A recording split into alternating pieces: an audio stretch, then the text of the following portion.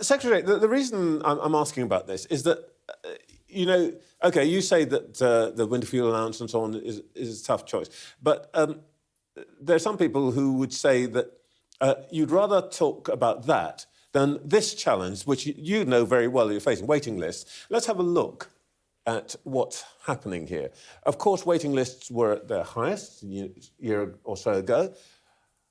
The thing is that at the moment, at the current rates at which they're falling, it's going to take until 2039 for NHS waiting lists to return to pre-pandemic levels. Now, I know you want to do better than this.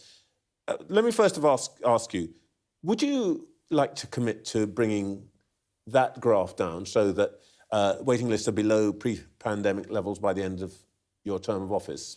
Well, I'd certainly like to see them come down faster. We've committed to return the NHS by the end of this Parliament to the constitutional standards we expect. So things like being able to see them within 4 hours in A&E, making sure that you are treated, referral to treatment for cancer is within 62 days.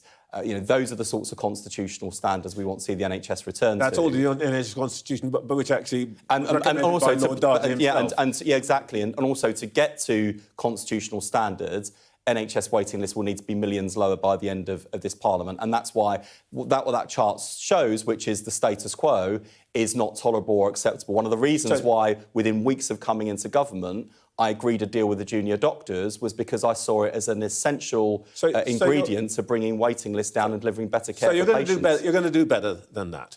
Yeah, and that's why I'm not just Lord Darcy. I've got people like Alan Milburn, former Labour Health Secretary, with a track record of delivering rapid NHS improvement on my side. I'm lucky that I can draw on people who worked for the last Labour government. I feel sorry for Victoria Atkins, who you've got in this morning. When she was the Conservative Health Secretary, she couldn't turn to her Conservative predecessors because every single one of them left waiting lists higher than they found them.